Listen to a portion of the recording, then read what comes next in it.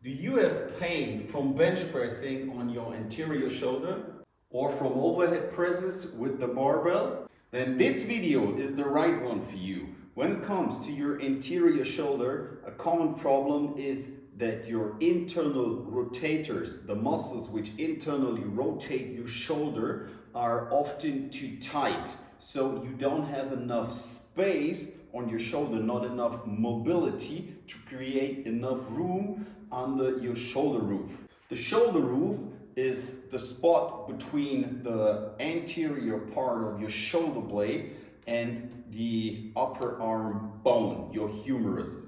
You don't have enough space for the tendons to move freely. This can create problems like shoulder pain right after overhead pressing or bench presses.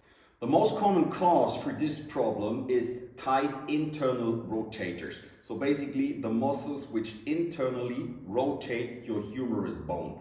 The problem is that the two biggest muscles on your upper body, your pec muscle and your latissimus muscle, are both internal rotators. So naturally, we tend to have more of an internally rotated shoulder. Also, if you train the muscles, the pecs and the lats, very well, you will have generally higher tension on those muscles. So what helps here? I'm going to show you now a great mobility exercise to increase the external rotation, the mobility on your shoulder for those problems. What you see here in this video is one of the greatest exercises you can do for mobility prior to bench pressing or overhead presses to increase the space under your shoulder roof and therefore make it easier for your shoulder to get into the right position and avoid pain afterwards.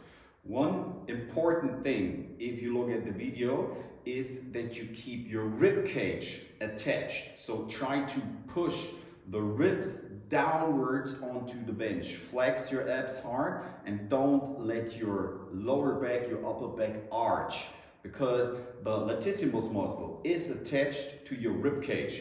If you arch a lot, you will simply create more space for the muscle without actually stretching the muscle. We want an active stretch here for the muscle itself, so we have to engage the muscle as well.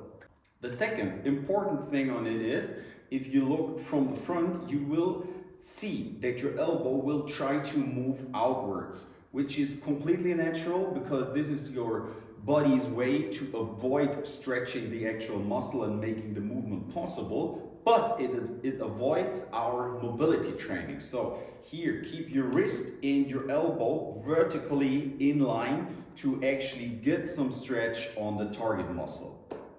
What you can do if you have a mini band and two dumbbells available, you can simply do the exercise with both hands simultaneously. If you don't have a mini band, simply keep the elbow in position with the other hand and do one side after the other. If you have a mini band, you can use the mini band to keep your elbows together.